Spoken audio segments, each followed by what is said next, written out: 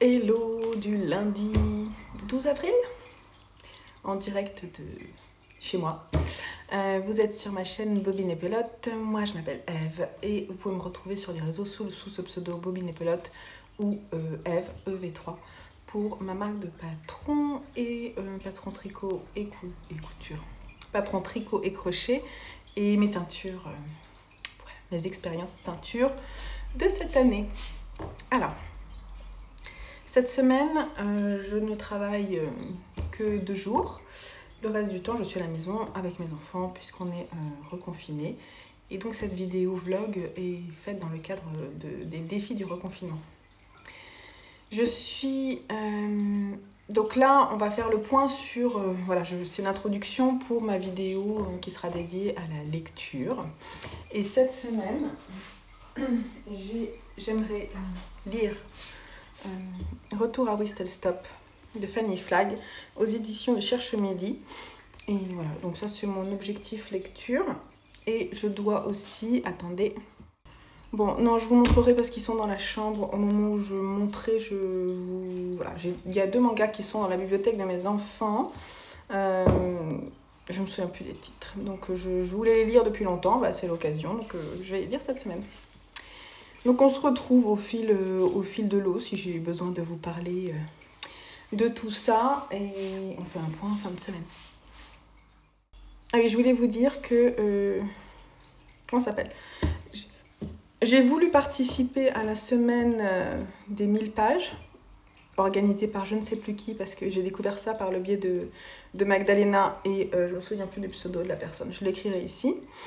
Mais j'ai pas réussi à noter mes pages. Donc j'ai décidé que là j'allais le faire pour cette semaine. Donc je vais noter en fait pour chaque livre que j'ai commencé où j'en suis.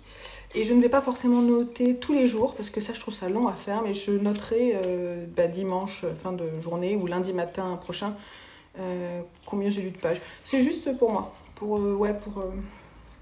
Parce que je veux m'encourager en fait à lire plus. Parce que c'est chouette, tout simplement. Le truc aussi que je voulais dire par rapport à ça, c'est que ce livre-là, j'ai beaucoup de mal à le lire quand je tricote, pas par la difficulté de l'écriture, mais parce que quand je l'ouvre, j'ai pas envie de l'abîmer et en fait, il tient pas du tout. Et quand je mets mon téléphone d'un côté ou de l'autre, bah déjà il prend toute la page et il part d'un côté, il part de l'autre, c'est très très désagréable. Et j'ai pourtant très envie de le lire quand je tricote, donc ça me frustre. Donc je vais essayer peut-être cette semaine, peut-être ce week-end, je sais pas, j'ai commencé à regarder un petit peu comment faire un coussin de lecture. Je vais essayer de le faire. Si j'y arrive pas et si ça me convient pas, j'essaierai de me le faire offrir pour mon anniversaire qui a lieu le mois prochain. Et je sais qu'il y a plusieurs marques très bien qui en ont. Si vous avez des conseils par rapport à ça, je suis preneuse, donc n'hésitez pas à me donner des conseils. Moi j'ai vu pas mal de tutos, des choses bien. Ce qui me plairait bien, moi je pense, c'est de faire un coussin berlingot assez lourd, parce que je veux qu'il tienne. Parce que le polystyrène, je suis pas sûre que c'est peut-être bien pour tenir le livre, mais il doit pas être très... Ça doit tomber, en fait, si le livre est lourd, ça va tomber. Donc je me dis qu'il faut peut-être mieux que je mette autre chose, je sais pas, du maïs, quelque chose comme ça. Du maïs sec. Voilà, donc, et puis ensuite j'ai vu quelque chose qui me plaisait bien, qui est en fait une couverture rigide, avec, j'imagine, des élastiques de chaque côté, qui permettent de laisser son livre comme ça, de l'ouvrir. Et puis en fait, en tournant une page, on a juste à la bloquer. Et en fait, on bloque les côtés des pages là avec des élastiques. Je pense que, voilà, j'ai envie d'essayer de faire ça. Il faut que plusieurs formats puissent tenir. Et il ne faut pas que ça abîme les livres non plus. Donc, ça en fait des choses ça en fait des paramètres à prendre en compte. Donc, on va essayer. Voilà. Je vais aussi avancer ma lecture, surtout le mois d'avril, Le Carnet d'or de Doris Lessing, que j'ai repris pas mal hier, hein, pendant le week-end, et j'ai décidé que j'allais lire 30 pages par jour maintenant pour pouvoir le terminer jusqu'en avril. Enfin voilà, qu'il soit terminé en avril et que je puisse passer à autre chose. Bah, c'est pas mal. En fait, étonnamment, alors je crois que j'ai passé le carnet rouge. Alors là, j'ai commencé le carnet jaune. Et le carnet rouge, on a passé le carnet bleu. Si je dis pas de bêtises.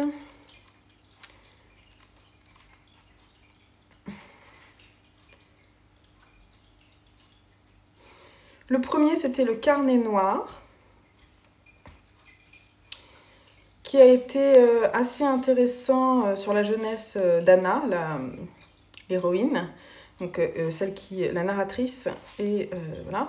Le second carnet est le carnet rouge. Et il était un petit peu particulier sur des ressentis par rapport à son écriture, parce qu'elle est romancière. Elle a écrit un roman, en fait, et suite à ça, elle n'a plus jamais réécrit. Et elle s'interroge sur son écriture. Et parallèlement à ça, il y a aussi toute son histoire au Parti communiste et le déclin du Parti communiste. Voilà.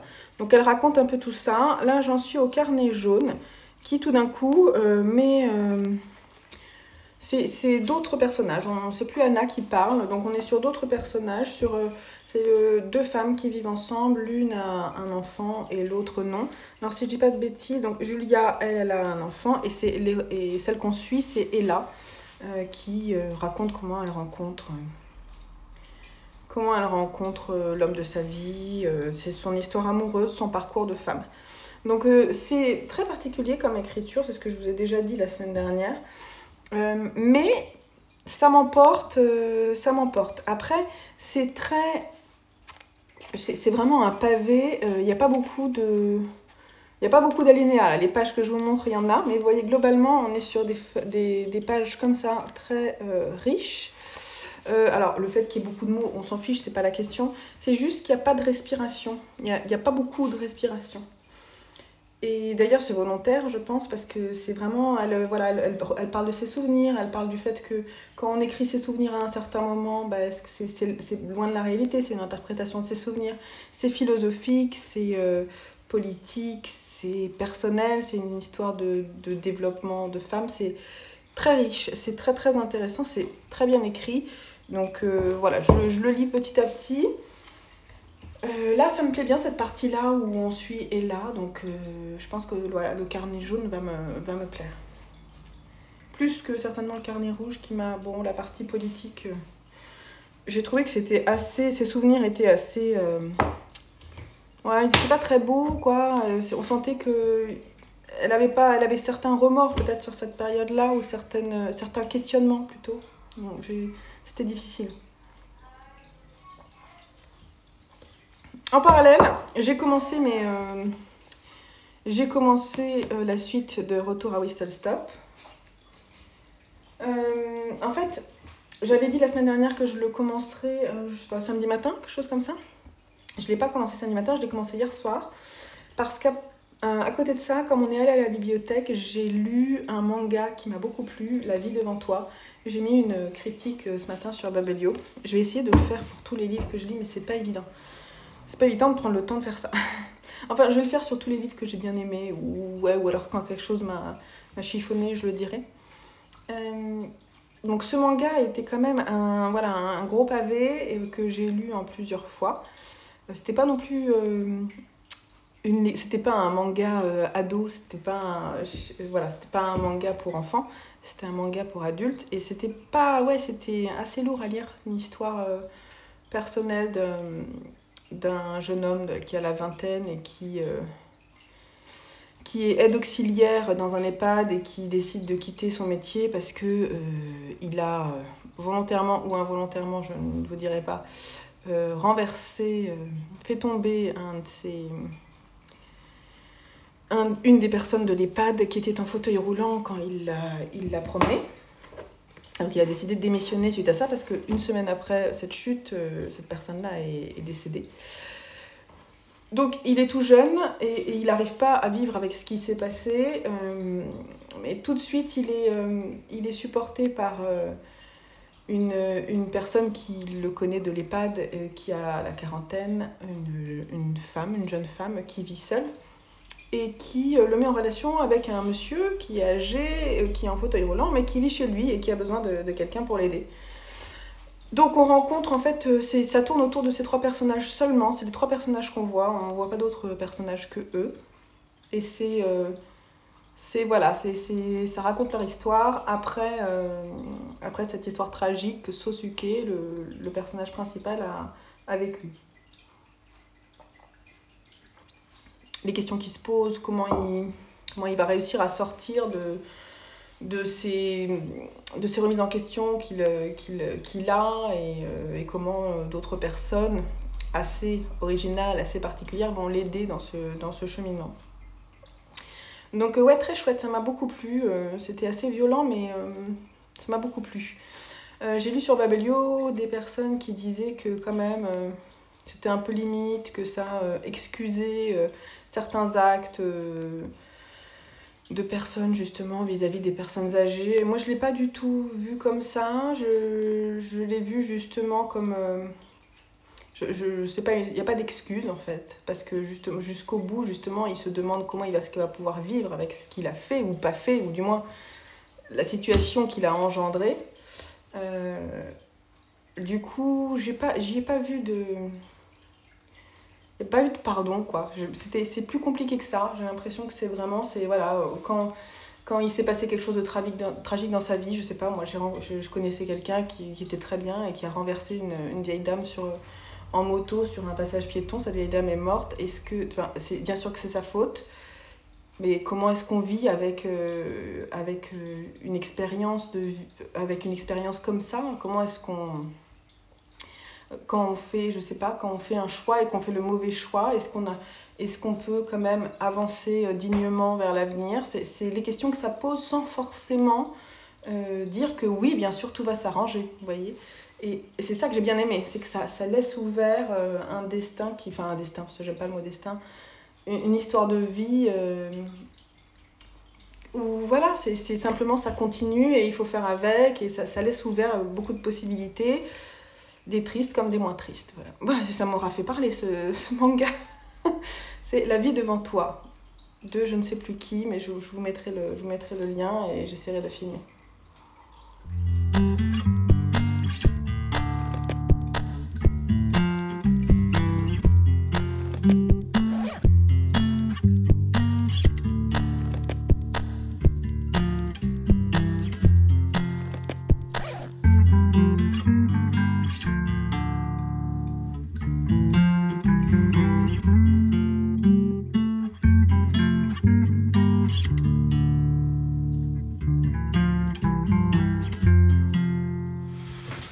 Petit point lecture de ce dimanche. J'ai pas fini, hein, je vous le montre. J'ai bien avancé. J'ai lu comment ça s'appelle ? En fait, il y a plusieurs sections. Elle appelle ça Femme libre. Donc, je vais vous montrer. Voilà. Femme libre 1.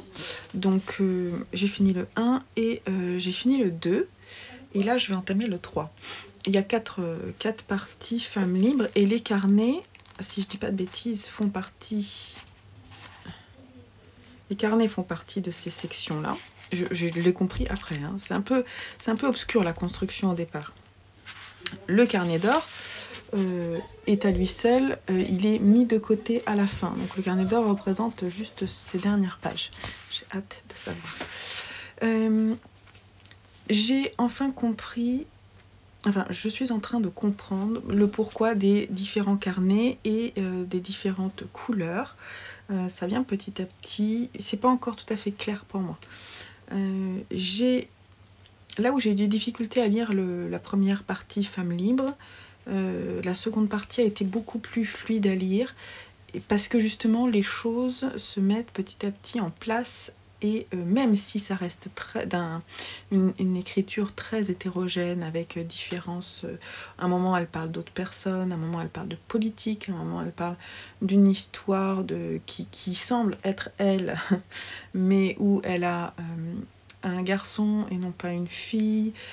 C'est un petit peu, c'est très obscur, un peu comme tout ce qui se passe d'ailleurs dans sa tête, ses réflexions, les questionnements qu'elle a, ses remises en question perpétuelles. Mais petit à petit, ça prend forme, et j'avoue que ça m'emporte en fait. Ça m'emporte, sa vision, ses remises en question, sa vie. Alors, faut être à une étape de sa vie où on a le moral, je pense, pour lire ça, parce qu'il y a beaucoup d'introspection, beaucoup de remises en question par rapport à son avenir, les choix qu'on va faire. Parfois elle regarde les choses personnelles de sa vie évoluer de façon très extérieure. Elle écrit, il y a de l'écriture instinctive, souvent obscure. Alors, elle m'a fait sourire sur cette deuxième partie. J'ai eu des moments où elle m'a fait sourire parce que il y a plusieurs passages où elle rencontre des journalistes de la télévision qui veulent produire son livre best-seller qui parle... c'est quoi, c'est Frontières de guerre, quelque chose comme ça. Voilà, bref, c'est une histoire qu'elle raconte au départ, qu'elle raconte rapidement au départ dans la première partie de son livre, qui a vraiment été un best-seller. Et d'ailleurs, Anna, la personne qui écrit ces carnets, elle vit sur les rentes rapportées par les ventes de ce livre best-seller. Et donc, depuis, elle ne peut plus écrire de livres fiction. Et elle ne fait que écrire des notes dans ses carnets. Et on comprend petit à petit pourquoi. Tout ça est lié à sa remise en question par rapport à son engagement dans le Parti communiste, les questionnements qu'elle a. Donc là, j'en suis à une partie où elle décide de quitter le Parti communiste. Et on se demande ce qu'elle va faire de sa vie. Et donc je sais plus ce que je disais. Oui, qu'il y a des moments qui m'ont fait rire parce que elle rencontre des journalistes de la télévision qui sont aussi... Elle a une façon de décrire les personnages, c'est très très amusant. Très amusant et parfois très tragique. Les deux sont liés dans cette écriture. Et elle écoute les propositions et à chaque fois elle hallucine parce que l'histoire principale va toujours être dénaturée pour la télé, ce média qu'elle exècre. Et je peux comprendre. Je n'ai pas la télé chez moi et c'est un choix. Et là, la façon dont elle raconte, dont elle retranscrit en fait les rendez-vous qu'elle a au restaurant avec ses journalistes, c'est très très amusant. Ça commence toujours par le prix du restaurant. Ensuite, elle parle des personnages, elle essaie de comprendre qui ils sont et pourquoi est-ce qu'on... Voilà. Et puis après, elle se dit, c'est pas possible, j'écoute ça, mais en fait, moi, j'ai aucune envie. Et à quel moment je réagis et je vais dire qu'en fait, non, mais c'est juste pas possible. Et il y a des moments où elle se retrouve en train de péter un câble dans la rue en expliquant que c'est pas possible, qu'en fait, il devrait en faire une comédie de ce livre. J'adore. Ah non, mais il y a des moments, c'était vraiment génial. En fait, j'aime beaucoup cette partie-là. J'aime beaucoup moins, mais parce que c'est personnel. J'aime beaucoup moins la partie sur le communisme et les questionnements qu'elle a sur le communisme parce que c'est quelque chose que je connais moins. Donc j'ai moins de références et c'est intéressant. Alors moi, je ne suis pas quelqu'un du tout d'engagé politiquement. C'est un choix. Et j'ai beaucoup de mal à lire les gens qui le sont parce que je les mets... je le comprends pas en fait. Alors j'ai travaillé... non, j'ai pas travaillé dans un parti politique. J'ai travaillé pour des personnes qui étaient engagées politiquement. Et ça m'a confortée dans mes opinions. Et donc du coup, c'est vrai que j'ai toujours du mal à lire. Mais en même temps, je me force à les lire, ces passages-là. C'est dur pour moi de les lire, je trouve ça long, je trouve ça ennuyeux. Mais je me force. Et alors, là, elle quitte le Parti communiste et ce qu'elle dit sur en fait toutes les croyances, toutes ces envies et ces espérances qu'a eu le Parti communiste et qui ont été mises à mal à cette époque-là très fortement. Ce qu'elle en vit et les choix qu'elle fait, c'est très très intéressant d'un point de vue personnel parce qu'elle s'est construite avec ça. Et d'ailleurs, tout au long du livre, on retrouve les relations qu'elle a, puisqu'elle passe beaucoup de temps à parler politique avec des personnes du parti et à aller parler politique avec des familles pour essayer de les ramener vers de la propagande en fait un peu. Et c'est intéressant. Ça lui permet en fait de rencontrer des gens et donc en fait c'est un livre plein de rencontres, plein d'histoires de vie, que ce soit la sienne, qu'elle soit sublimée, même pas sublimée, qu'elle soit racontée en fiction ou non. Bref, là je vais entamer la semaine prochaine, là je me fais un petit break, je vais entamer la semaine prochaine Femme Libre 3, je vais essayer de lire au max, peut-être. Moi, je vais essayer d'aller jusqu'à Femme Libre 4, mais ce que je voudrais, clairement, c'est... Ouais, je pense que je vais essayer de le lire jusque-là, voire un peu plus. Et si j'avais juste le carnet d'or à finir la semaine d'après, ce serait top. Alors, c'est un livre que j'emmène partout. La dernière fois, on se baladait avec les garçons, et je l'avais avec moi. Et quand eux, ils étaient dans leur jeu de s'inventer des histoires, ben moi, je l'ai sorti et j'ai bouquiné. Donc, il me suit partout. Et c'est marrant la relation qu'on peut avoir avec un livre aussi long en fait. Un livre, on dit un livre fleuve, je crois vraiment. Mais moi, cette relation-là, c'est une relation qui devient riche. Je ne connaissais pas l'écriture de Doris Lessing. Elle m'emmène avec elle. Donc je suis complètement embarquée. Et j'ai hâte aussi de le voir terminer pour comprendre. Mais en même temps, je suis heureuse qu'il m'accompagne tout ce mois d'avril. C'est rigolo. Hello du vendredi en direct de la cuisine. Maman. Oui, bah attends, je te dis coucou. Les enfants sont là. On est allé ce matin. On est allé chez Gilbert Joseph. Avec Joseph. Petite pub pour Gilbert Joseph. Non, c'est pas de la pub pour Gilbert Joseph. On est allé acheter des livres d'occasion. Alors, mais mieux vaut y aller parce qu'en ce moment, il gagne pas beaucoup. Bah, c'est pour les soutenir aussi, mais c'était surtout pour se faire plaisir. Alors, ouais, on gagne pas d'argent sur ça. On a pris pour les enfants Roger et ses humains. Roger et ses humains. Tome 2. Tome 2 parce qu'ils ont déjà le tome 1. Moi, je n'ai jamais lu, mais j'ai un petit doute. Ah, pour Lucien. 2 secondes. Donc ça, c'est du youtubeur hyper connu Cyprien et c'est aux éditions Dupuis. Et c'était en occasion. C'est un scénario de Cyprien. De toute façon, ils sont tous quasiment en occasion. Si vous lisez Roger et ses humains, vous comprendrez mieux l'univers de Cyprien. Non. Si, c'est vrai. Ensuite, pour Lucien. Jules et le renard. Ouais, il n'est pas d'occasion celui-là. Jules et le renard. De Joe Todd Stanton, tu disais que c'était le même auteur. Oui, il a fait aussi Le secret du rocher noir. Ah oui, qui est très beau, très beau ce livre, un très beau livre. Voilà, et donc ça, il s'est dit que vu la qualité du premier, lui plaire et ça va tellement. En plus, les dessins sont super bien faits. Ouais, et en plus, je pense qu'il va pouvoir le lire Lucien tout seul presque. Mais bon, je te le lirai d'abord si tu veux. Oui. Très beau. Alors après. C'est aux éditions. L'école des loisirs. Ouais, c'est quand même une plutôt bonne Non, édition. alors ça, faut pas montrer ça. Ça, c'est un cadeau, faut pas le montrer. On coupera. Surtout que... Alors, pour mon fils aîné... Le chronique des Marie-Cucu. On essaie de trouver des choses qui pourraient lui plaire. Donc, l'idée, c'était de trouver un livre court, avec des grosses écritures et un peu fun. Les chroniques du Marie-Cucu. Donc, Joseph a mis la main là-dessus, il s'est dit, ça lui ira. Donc, c'est de qui? C'est Montagne Moisie, c'est Marbre de Rhin. C'est de qui? C'est de Paul Stewart qui a fait Ah oui, il y a des dessins, c'est ça? Épisode 1, la chasse à l'ogre.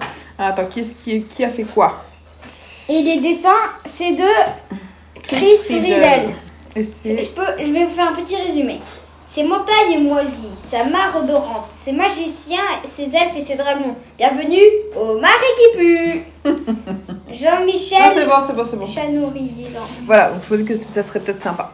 Alors ensuite, aussi pour les enfants, on a pris la suite de cette BD qui s'appelle Super, qui est faite par Frédéric Maupouré et Daoud. Donc c'est le tome 2.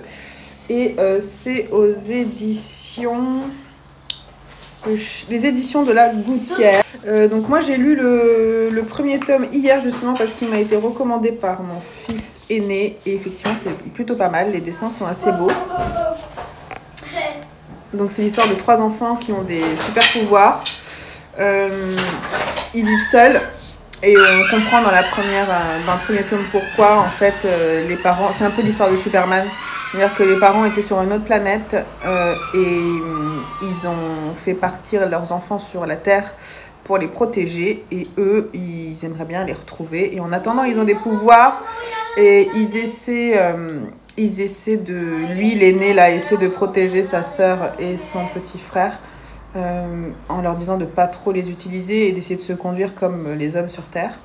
Et eux ont vraiment très envie de s'en servir. Et donc, du coup, ça donne des situations cocasses. Et c'est vrai que c'est plutôt bien fait.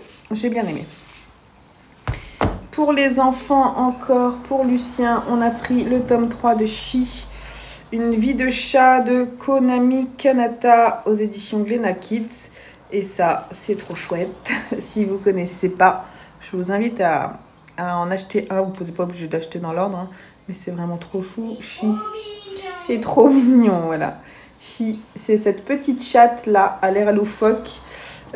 Voilà, je vous montre quelques images. Toujours des allures pas possibles. Donc elle vit dans une famille et on l'entend penser et on entend penser et on lit ce que pense la famille d'elle. Donc c'est plutôt rigolo. Et ensuite, j'ai pris aussi en occasion, j'ai trouvé en occasion le Alma. Timothée de Fontbelle, Le vent se lève, aux éditions Gallimard Jeunesse. Et celui-ci, je vais le lire, c'est sûr. Il y a un gros insecte. Celui-ci, je vais le lire. Je suis trop contente de l'avoir trouvé en occasion. On a entendu des critiques très bonnes. Il est sorti il n'y a pas très longtemps, mais j'en ai entendu plusieurs fois. Ouais. Il est sorti en 2020 et apparemment, c'est vraiment très très bien. Donc c'est le premier volet éblouissant d'une trilogie d'aventures sur l'esclavage et le combat de l'abolition. Illustration de François Place. Très beau livre. Je pense que Joseph le lira, mais je vais peut-être le lire d'abord. Donc ça, c'était pour les enfants. Ça fait une belle pile quand même déjà. Et je vous montre la partie adulte. J'ai plus beaucoup de batterie, j'espère que ça va tenir.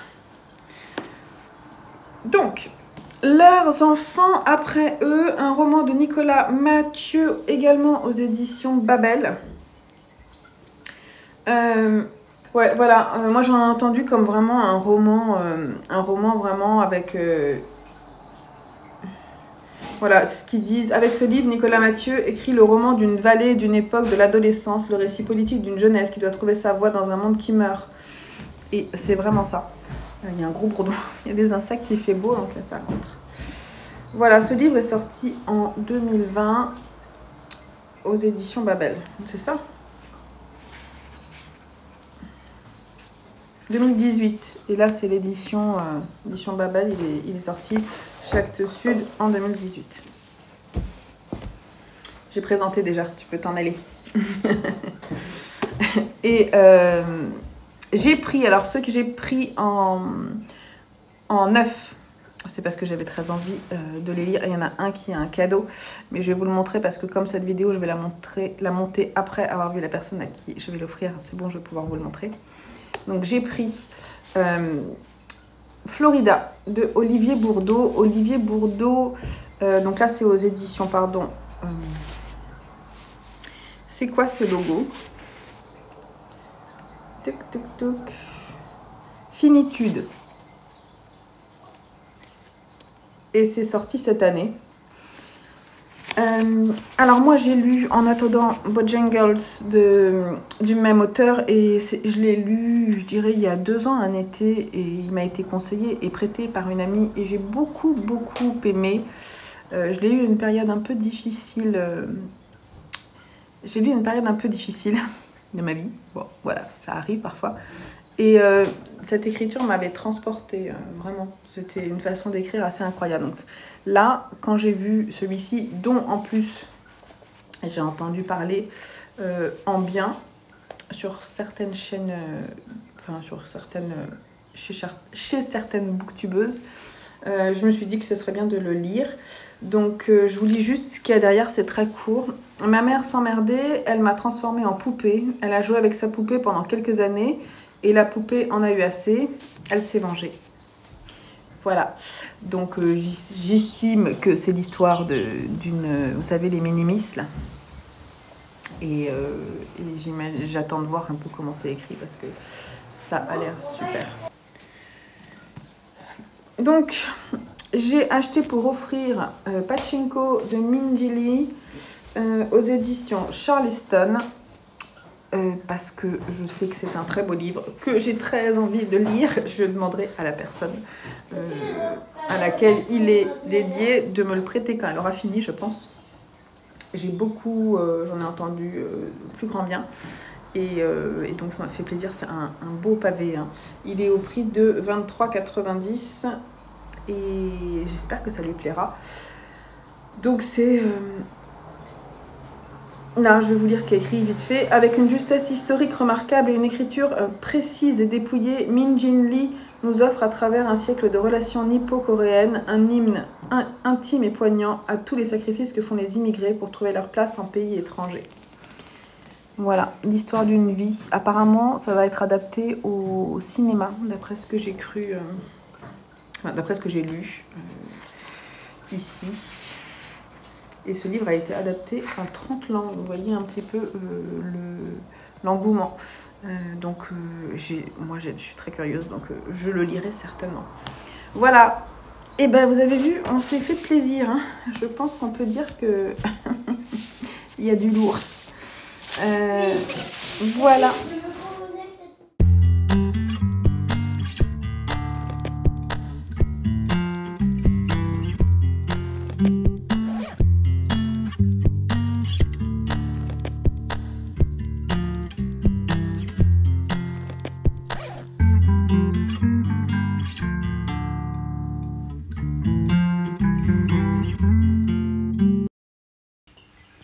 Ok, je viens de terminer à l'instant Le carnet d'or de Doris Lessing. Je pense que j'ai besoin de digérer la fin avant de venir vous en parler demain matin. Donc on se donne rendez-vous demain matin. Allez, à tout à l'heure. Hello du lendemain matin. Enfin non, lendemain, tout simplement, parce qu'en fait il est 14h. Je suis dehors. C'est en train de se couvrir un petit peu. Apparemment, il va faire un peu moche. On voulait aller se rendre à notre cabane parce qu'on est en train de faire une cabane. J'espère qu'il ne va pas pleuvoir d'ici. C'est un peu gris. Bon. Le ménage est fait. Tout est rangé. Maintenant, je vais pouvoir clore ce vlog. Je ne sais pas trop comment je vais l'appeler en fait. Je sais pas, je suis en train de réfléchir à la façon. Il y a beaucoup qui... Je vois des carnets de bord. Carnet de lecture. Carnet de lecture, c'est pas mal, sauf que c'est pas un carnet. Vlog lecture. Vlog de lectrice. Je sais pas. Bref. On en reparlera plus tard. Si vous avez une idée, n'hésitez pas en commentaire à me la donner. Voilà. Donc, parlons de cette œuvre. Qui est catégorisée sous roman, mais qui pour moi mélange différents types, c'est ce que je vous disais. Donc effectivement il y a du roman, pour moi il y a une sorte de récit, c'est un récit politique, c'est une histoire de femme, un roman féministe, ou un essai littéraire. Presque un essai philosophique sur la fin. Voilà, donc c'est beaucoup de choses en même temps, c'est l'œuvre d'une vie. On sent que ça n'a pas été facile à écrire, c'est pas facile à lire, mais moi j'ai été en fait assez vite embarquée. En fait, pour tout vous dire, la première partie j'ai beaucoup aimé, j'ai été vraiment embarquée. On commence en fait, le livre est sectionné en 5 parties qui s'appellent Femmes libres et qui racontent l'histoire d'Anna et Molly qui sont deux amies qui ont la trentaine, qui vivent dans les années 50. Enfin, le récit se passe dans les années 50. Elles sont communistes, elles se posent des questions parce que c'est la chute du communisme et qu'elles reviennent un peu sur leurs idéaux de vie après avoir eu une longue période de réflexion politique. Donc elle se pose plein de questions suite à tout l'historique lié à ce parti. Voilà, la mort de Staline, tout ça. Bon, moi après je suis pas très douée pour... Enfin, je connais pas assez la politique pour vous en dire plus, mais on est vraiment emmené avec elle dans toutes ces réflexions, ces remises en question, ces changements d'époque qui font que ce qu'on pensait avant ne peut plus aller dans une société actuelle et qu'il est difficile après s'être battu corps et âme dans des manifestations pour ensuite reprendre une vie normale. Anna, elle, de toute façon, elle n'est pas normale, donc elle a beaucoup de difficultés. Donc on commence par le récit de ces deux amies qui ont des chemins de vie assez identiques. Elles ont toutes les deux un enfant alors Anna, elle a une fille, Janet, qui a 13 ans, et Molly a un garçon, Tommy, qui a 18 ans et qui lui est complètement perdu. Il se pose beaucoup de questions. D'ailleurs, il ira jusqu'à faire une tentative de suicide et à devenir ensuite, par la suite, aveugle et à essayer de donner un sens à sa vie. Et bon, bref, il y a beaucoup de choses, c'est difficile de résumer. Donc ça, c'est une partie. Donc ça s'appelle Femmes libres, il y a 5 volets et le livre se termine avec le volet 5. À côté de ça, Anna écrit ses carnets. Donc il y a 4 carnets, bleu, rouge, jaune et noir. Chacun est dédié à une partie de sa vie, une partie de ce qu'elle veut écrire en fait, vraiment. Donc il y a une partie qui est plus romancée, une partie qui est plus sur des souvenirs justement politiques, une partie sur la femme amoureuse, et puis une partie où Anna se pose des questions sur elle-même. Et il y a aussi une partie il y a beaucoup de questionnements sur la maternité, ce qu'elle fait avec sa fille Janet, qui elle est, comment ça la transforme, est-ce qu'elle abandonne son rôle de femme, est-ce qu'elle a plusieurs facettes, et le roman tourne autour de ça, c'est-à-dire qu'on se rend bien compte que c'est la vie d'une femme dans toutes ses facettes qui est écrite là et qui est écrite de façon très... Comment dire, je ne saurais pas comment décrire son style. C'est très très bien écrit. C'est intense. Elle se pose beaucoup de questions. Elle se pose énormément de questions. Moi qui m'en pose beaucoup, ça me parle. Elle va jusqu'au bout aussi du processus d'écriture. C'est-à-dire que Anna n'arrive plus à écrire. Elle a écrit un roman qui a été un best-seller. Elle vit sur les rentes de ce que ce livre lui rapporte. Et à côté de ça, elle n'arrive plus à écrire. Elle n'arrive plus qu'à écrire ses carnets. Et en fait, elle est en plein désarroi suite à tout ce qu'elle a vécu. Et la question est, est-ce qu'elle arrivera à écrire ? Je ne vais pas vous dire la fin. Il y a un dernier carnet qui est le carnet d'or. Alors j'ai tremblé dans ce carnet d'or qui fait que quelques pages. J'ai tremblé, j'ai presque pleuré. Je pleure pas quand je lis. C'est très très rare. Non, je n'ai pas le souvenir d'avoir jamais pleuré sur un livre.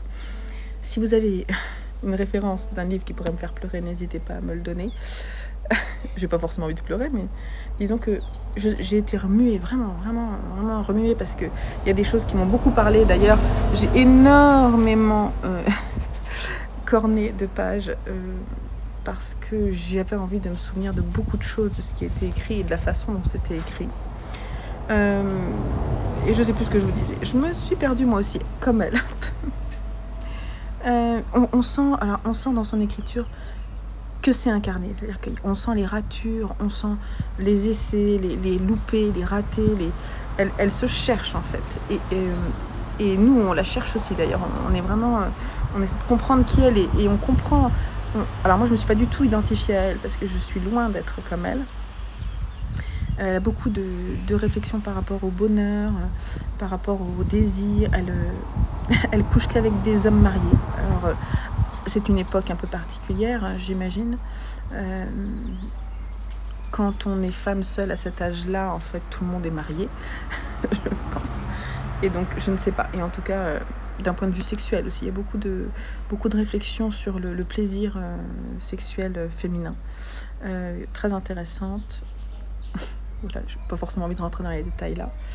Bref, une expérience de lecture. Le lire pendant le reconfinement, en fait, c'était le bon moment parce que c'est un moment de repli sur soi-même et de réflexion sur soi-même. Donc moi, ça m'a fait réfléchir sur mon propre parcours de femme, sur ma façon sur son écriture aussi, le fait de me laisser bercer par une écriture qui, en fait, ne représente que de très loin quelque chose qui pourrait me ressembler, mais de lire l'histoire d'une femme, l'histoire d'un écrivain qui se cherche et qui pourra écrire. J'ai trouvé, alors moi, je ne sais pas comment conclut le livre, mais pour moi, on est allé jusqu'à la folie. On est vraiment allé au fin fond de la réflexion sur son processus d'écriture, processus de réflexion sur soi-même. Elle atteint la folie, elle atteint la schizophrénie, elle atteint la folie. Pour moi, elle n'en revient pas. Pour moi, la dernière partie du livre, qui est à nouveau un cinquième volet de Femmes libres, donc on retrouve en fait Anna et Molly. Pour moi, c'est une farce, la cinquième partie. Pour moi, le carnet d'or, la dernière page du carnet d'or est la vraie conclusion. J'ai pas compris pourquoi la cinquième partie était là. J'ai trouvé que c'était une farce, oui. J'ai souri. Pour moi, c'est un livre triste de quelqu'un qui n'arrive pas en fait qui n'arrive plus à trouver de motivation pour vivre. Elle dit que sa fille est tout pour elle et que quand elle est avec sa fille, elle est une autre femme et que c'est grâce à ça qu'elle tient. Sa fille s'en va. À 13 ans, sa fille décide d'aller dans un internat pour travailler, pour être avec ses amis. Elle décide d'être différente de sa mère. Sa mère, elle est loin de soutenir ses idées d'apprentissage dans les normes, tout le monde avec son uniforme, tout ça. Donc elle est vraiment loin de tout ça. C'est une penseuse libre. Quand on dit femme libre, ça s'appelle femme libre, c'est parce que justement, elle est libre de penser. Donc, elle est libre de penser et elle va jusqu'au bout de la pensée. Et pour moi, elle le dit d'ailleurs à un moment, quand il n'y a plus rien à dire, on allait jusqu'au bout des mots, il n'y a plus rien à dire. Tout ce qu'on peut dire après sera une mascarade. Et pour moi, ça se termine comme ça, c'est-à-dire que c'est vraiment le dernier volet est une mascarade triste, très triste, et elle devient ce qu'elle a jamais voulu devenir en fait. Je vous dirai pas, parce que si vous voulez le lire, moi je vous conseille de le lire. C'est une écriture, c'est un livre difficile, je vous l'ai déjà montré plein de fois, donc c'est quand même écrit petit, il y a plus de 700 pages. J'ai dû lire les dernières 200 pages en 3 jours. J'ai vraiment été en 2-3 jours, quoi. J'ai été vraiment happée. J'étais heureuse de le terminer aussi parce que j'avais envie de lire autre chose. Donc je vous parlerai dans le prochain vlog. Et je pense que c'est un livre on peut lire difficilement en ayant un autre livre à côté. J'ai testé ce mois-ci, j'ai pas trop aimé, donc je crois que je vais rester sur un livre à la fois pour le moment. Après, il faut voir si l'expérience revient. Voilà, donc moi je vous le conseille si vous avez envie de lire l'œuvre d'une vie écrite par une femme. Alors moi, c'est le seul livre que j'ai lu de Doris Lessing. J'en lirai peut-être d'autres. Ça m'a bouleversée, ça remuait des choses en moi, mais c'était le bon moment pour le lire pour moi, donc trouvez le bon moment. Je sais qu'il y a une autre personne qui fait la lecture commune avec moi, je crois qu'elle l'a trouvé difficile, je sais pas si elle a continué, tu me diras en commentaire. C'était pas forcément une bonne idée pour faire une lecture commune en fait. Hein.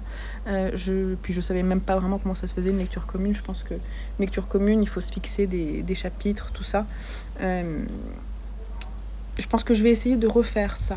J'ai envie de refaire ça.